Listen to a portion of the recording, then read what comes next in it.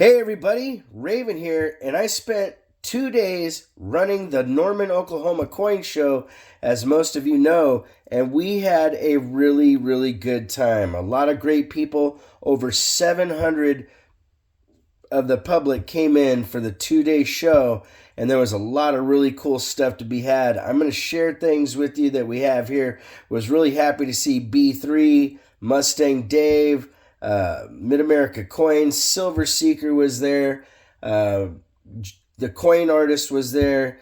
There was a couple other names, and I'm sorry if I'm forgetting some, but you know what? I really enjoy the not so large shows. Norman has a really good following of dealers as well as customers. And one of the things about the show is that it has a very intimate setting.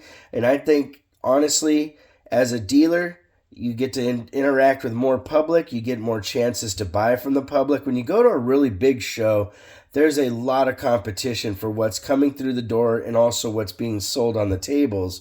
So when you get a chance and you could go to a show like this one, or even my Mustang show, or the Duncan Coin Show ran by Ed McGill out in Duncan, Oklahoma, even the Texarkana show run by Gary Rollins. There's a lot of really cool stuff that you can find in those shows that you don't see at every show, and also, like I said, a more intimate environment versus going to a big national show or even the Tulsa show coming up in June.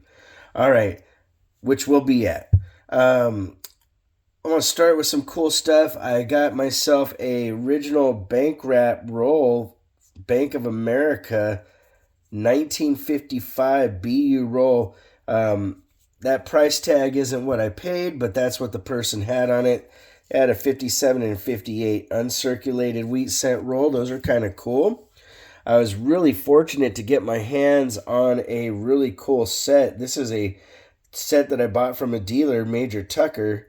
Todd is the person that runs that booth, and this is really cool. It's 86 through 94 in a Capital Plastics holder. It's got some gorgeous toning. You can't go wrong there. Picked up some unbelievably gorgeous Carson Cities. This is an 1881 MS63 PCGS slabbed and certified. An 1883 McLaren Collection number 2. That thing is gorgeous. I almost think they were a little tough on the grading on that one, but that is still a very nice coin. The last but not least is this right here, ladies and gentlemen. 1881 Carson City GSA Horde MS63 plus proof like, my friends. That is a really nice grade. You can see how beautiful that coin really is right there. Just a nice example, and it had its card and the original packaging to go along with it. Like I said, I was very fortunate at this show to pick up some really good finds, and that Carson City was probably one of my absolute favorites. Was able to get my hands on some Libertad proofs. Eric A. had been asking about those, and so we have two 2020s.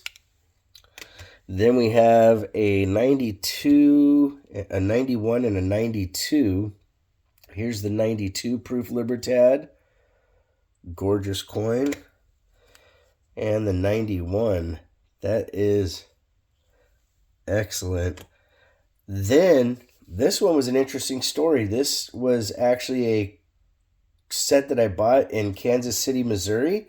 A gentleman bought that from me, and then he came to the Norman show, and I was able to get the 81 Carson City proof like, and actually this set back. He said he knew that I wanted to have it, and this is a limited edition, of course, for the one that's through Banco de Mexico, Banco de Mexico. Came with a bag and the case that goes along with it. You have the 1 ounce, just a gorgeous coin, the half ounce, quarter ounce, 10th, and 1/20th. Very nice set. I really like the box that this came with as well, and it has the Banco Mexico insignia on there. And I think it displays rather nicely in its case here with the black velvet. As you guys know, I use black for my background because silver really seems to pop. And so I was able to pick that up. I know that a number of you really like the Shipwreck coins. We have a 1781 El Cazador, 8 reals from Mexico. That would be called a pillar dollar because it has those pillars that you see there. That's a very nice coin. And I got another one, but you can't tell what the date is. It's almost kind of shocking in a way that, you know, this came out of the same ship, but this one was probably buried under a bunch, and this one was probably exposed to the elements, which shows you the difference that you can see. This one here was an interesting story. This came across my table from one dealer and then later another dealer, and I finally bought it from the second dealer. I was kind of surprised to see it multiple times. It's got like one or two little chop marks on it. It doesn't have as many as I'd like it to have, but it is a very cool coin, and again, a pillar dollar. That is something always nice to have. I also picked up this 100 years of Morgan dollar and silver eagle set. You have a 1900 Morgan and a 2000 eagle. Beautiful, brilliant, uncirculated examples that go together. Got a really nice 1942 MS64 PCGS slabbed and certified rattler. You don't see a lot of those all the time.